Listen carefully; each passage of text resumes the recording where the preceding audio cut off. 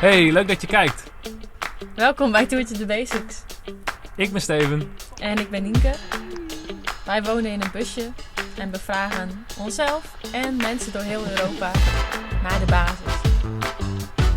Met onze camera en microfoon gaan we bij mensen langs en vragen we wat voor hun de basis is. Leuk dat je met ons meereist vanaf waar je ook bent. Lekker achteroverleunen en kijken. Veel kijkplezier.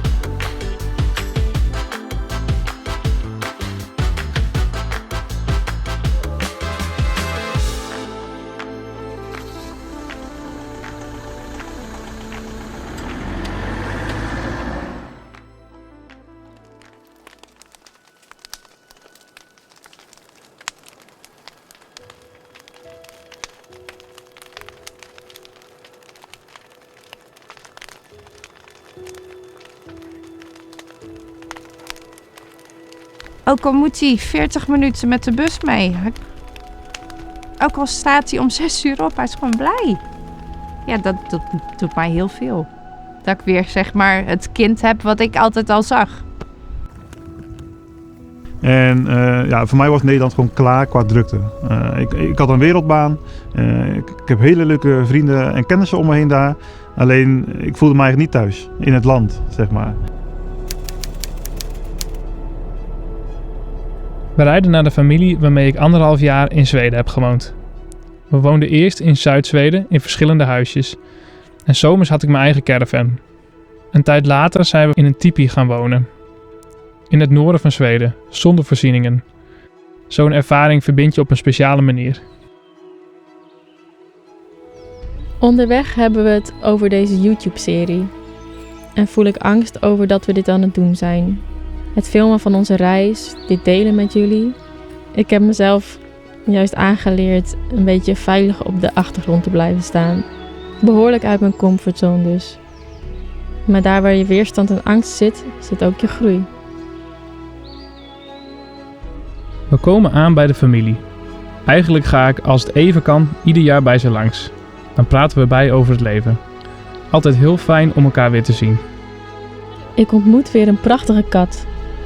Het verhaal gaat de ronde dat deze katachtige 's nachts een beetje kan doordraaien en je aanvallen. Gelukkig hebben we daar niks van gemerkt en heb ik weer een nieuwe kattenvriend gemaakt. 'Cause I know you, and you know me. We both know where this is gonna lead. I want me to say. Het is onderhand traditie om met elkaar op avontuur te gaan. Forrest vraagt ons of we ook zin hebben om met z'n allen te kajakken. Daar zeggen we natuurlijk geen nee tegen. In Karlskrona huren we kajaks en peddelen we met z'n 5 er vandoor. Op zoek naar een eilandje om op te slapen. Gaaf om te kajakken en zo dicht bij het water te zijn. What you doing? What seems to be the problem, hè? I just walk out the... It's just like a subboard. Wanneer we een eiland vinden, gaan we op verkenning. Tussen de bomen vinden we een mooie plek om de hangmat op te hangen. En om een lekker nachtje te slapen. So what's the plan for dinner tonight first? So tonight we're gonna eat rats. Looking forward to that. We staren de hele avond naar een vuurtje en de sterren boven ons. In de hangmat heb ik helaas niet goed geslapen, maar het is wel heel gaaf om midden in de nacht zo buiten te hangen tussen 2 bomen en de maan boven je te zien verplaatsen. Het bleef niet alleen bij kajakken. Een paar dagen later stapten we de kano in en vonden we weer een nieuw eilandje. In de warme zon genieten we daar van Anna haar pannenkoekjes. Wat een sprookjesachtige plek is dit zeg. Ik voel me gezegend met zulk fijn gezelschap en met gewoon buiten in de natuur zijn. Toen we terugpeddelden kwamen we trouwens nog een droomplek tegen. Of misschien, toch wel een beetje geïsoleerd. Ik ben benieuwd wie hier zou kunnen wonen.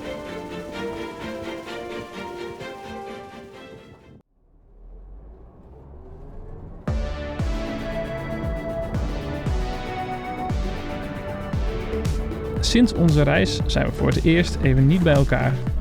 Ik ga op pad met Indian Forest naar een klimfestival.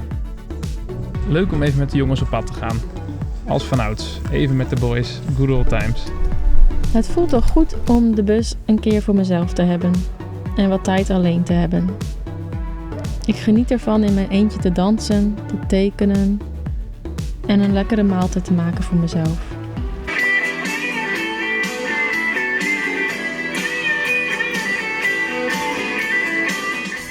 Je komt er zo wel achter dat je heel veel samen doet. Wat gewoon al snel gebeurt in een bus. Toch ben ik zeker ook weer blij wanneer Steven er is. Er wordt als verrassing een feestje georganiseerd voor Indy's verjaardag. Indy besluit zichzelf en iedereen ook te verrassen, want hij koopt spontaan een bus op zijn verjaardag. We maken plannen om elkaar te treffen in het zuiden.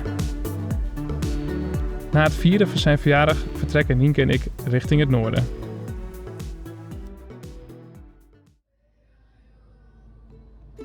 Onze volgende bestemming is bij Jordan en Corinne. Jordan ken ik nog van mijn opleiding en we hebben sindsdien altijd contact gehouden.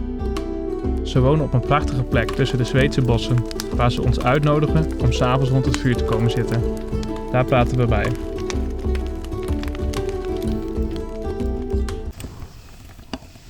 Zo, Nien, hoe gaat het? Mijn voeten waren koud. Het is vannacht voor het eerst echt wel zo koud. Sinds tijden. En ik voel me een beetje een aansteller met al mijn de kleding, maar het is blijkbaar nodig. Het is blijkbaar nodig. Ja, ik weet niet, misschien is het 5 graden of zo, 4 graden denk ik. Zoiets. Ik weet het niet. Behoorlijk fris in ieder geval.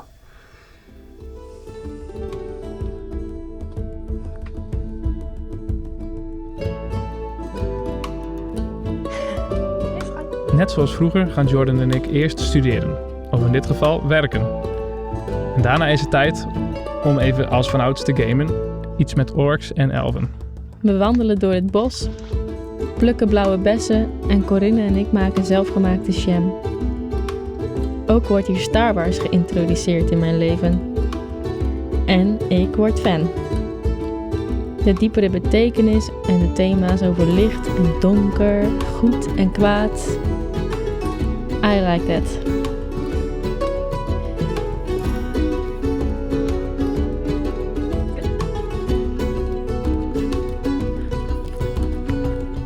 I thought it was a walking stick.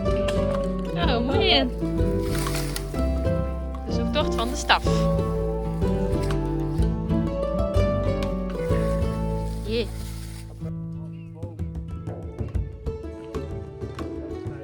We zeggen Jordan en Corinne gedag. De afgelopen weken waren we met gezelschap. Het is ook fijn om weer even met z'n tweeën te zijn. We zoeken hierna een nieuw ritme. En soms zijn er van die momenten dat we denken: ja, wat ga ik eigenlijk doen? We komen bij zoveel mooie plekken in Zweden. Overal zijn meertjes waarbij we gewoon mogen parkeren en overnachten.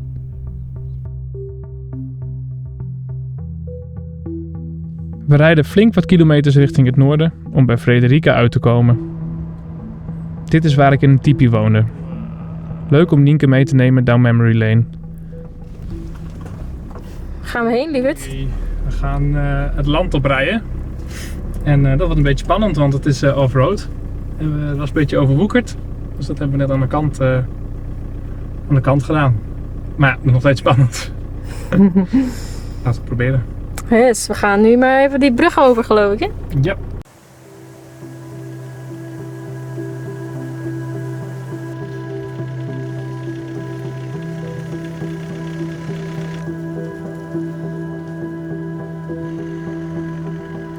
We blijven hier zo'n 2 weken en komen helemaal tot rust. Bijzonder om deze plek te zien. Ik geniet van het ritme wat we vinden. We zwemmen en bewegen iedere ochtend. Wandelen door de bossen en op blauwe bessenjacht. Het proeft gewoon beter rechtstreeks vanuit de natuur. Op een ochtend worden we wakker in het hefdak. Met het geluid van een beer. Vlakbij in het meer, net niet in het zicht, Een tevreden brommend geluid en geplons, alsof de beer zichzelf blij aan het wassen is. Shit, waar moet dit staan? Op de grond? En dan zo... Oh. Het water is hier een stuk schoner. Volgens mij kun je het rechtstreeks uit het meer drinken. Maar we gebruiken voor de zekerheid het lifesaverfilter. We hebben al een tijdje zin om samen op avontuur te gaan.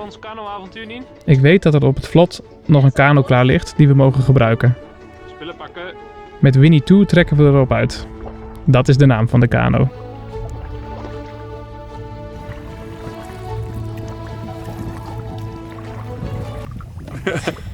Je me aan te kijken.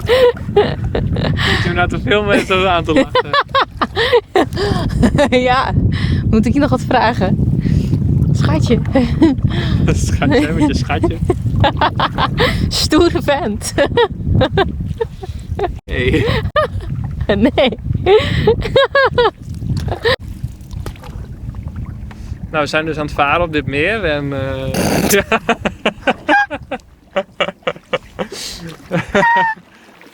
Na een tijdje peddelen vinden we een geschikt eiland om te overnachten. Ons eigen onbewoonde eiland. We hebben een goede samenwerking en taakverdeling bij aankomst. Het wordt namelijk bijna donker. Ik start het vuur en Nienke zet de tent op. Als het vuur goed brandt, begin ik met koken en blaast Steven de matjes op en legt de slaapzakken klaar. We doen nog een kaartspel en gaan daarna slapen.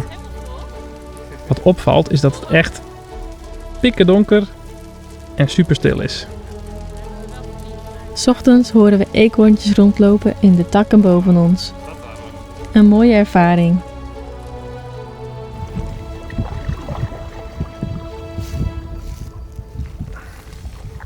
How's it going, lieverd? Pretty good.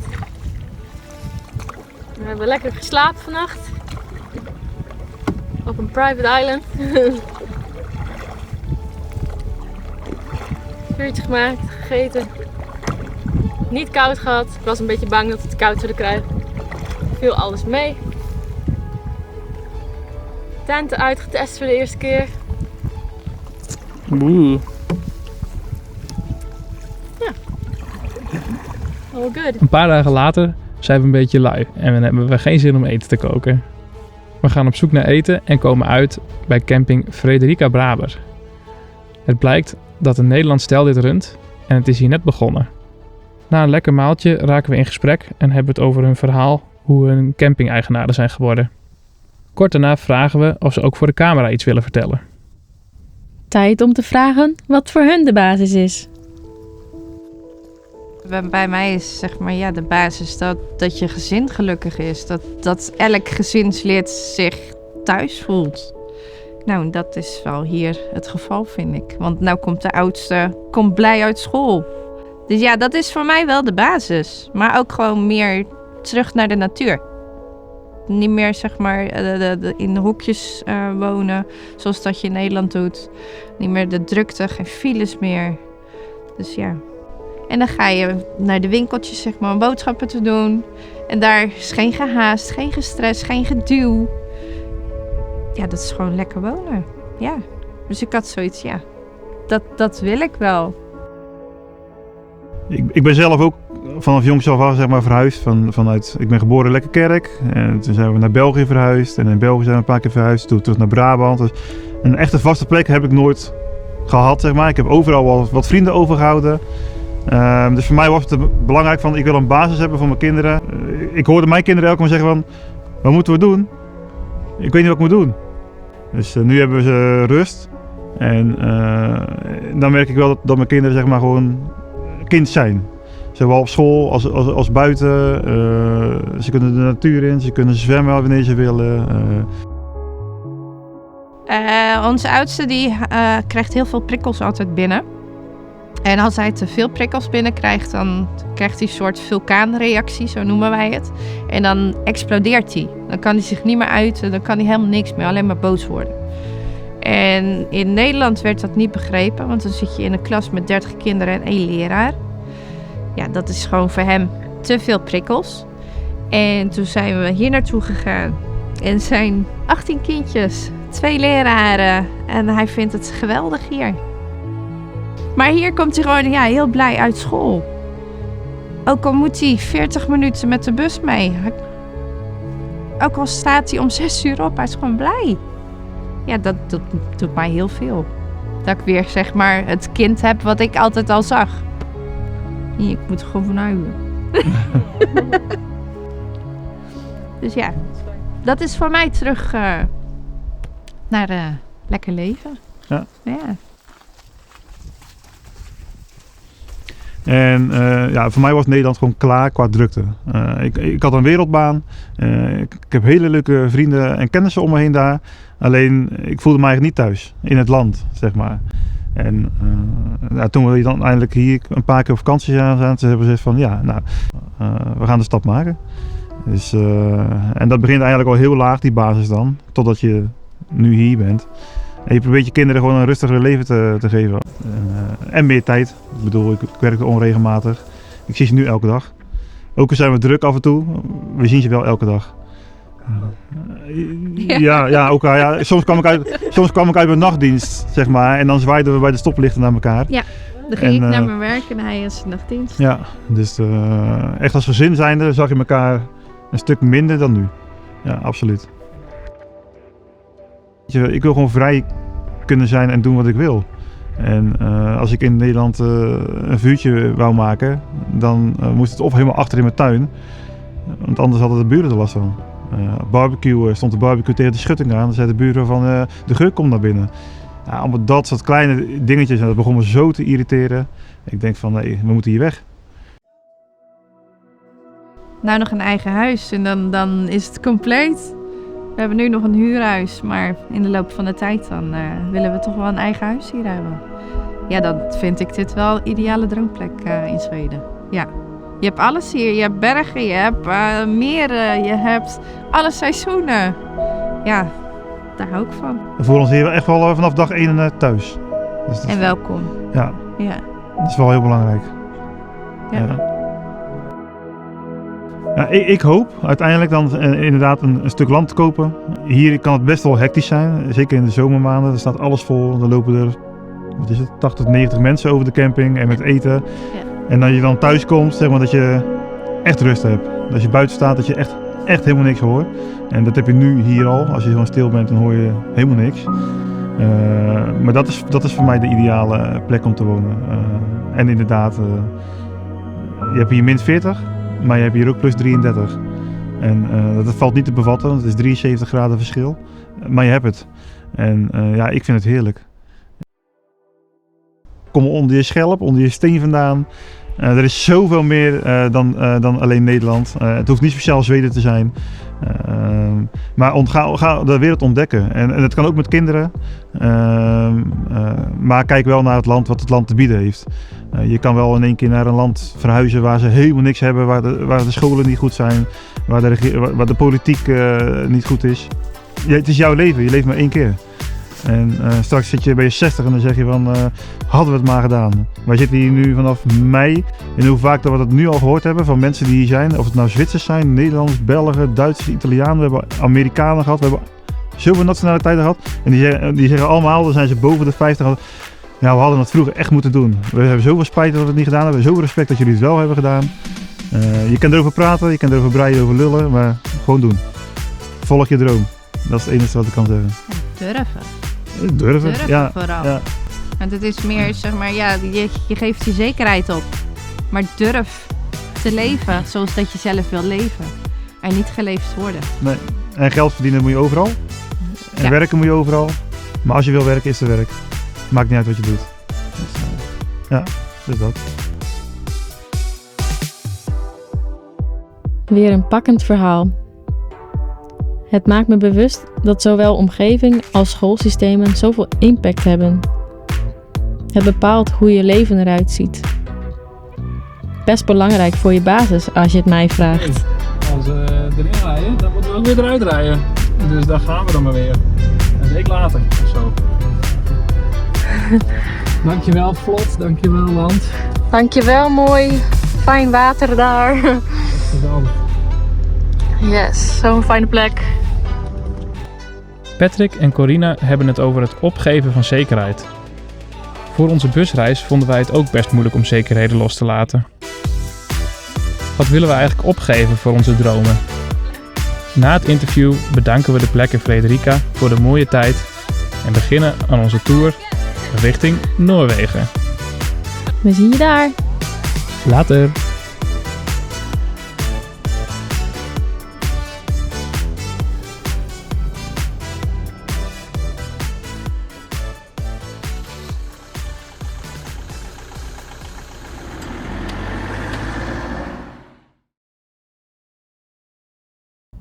Nou, leuk dat jullie allemaal weer gekeken hebben.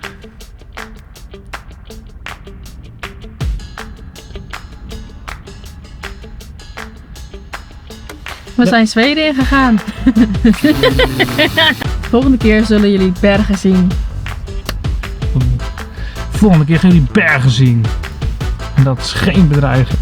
Leuk dat jullie allemaal weer gekeken hebben. Patrick en Corina.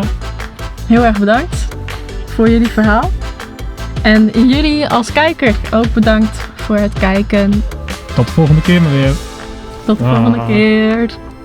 Box. Tot de volgende keer.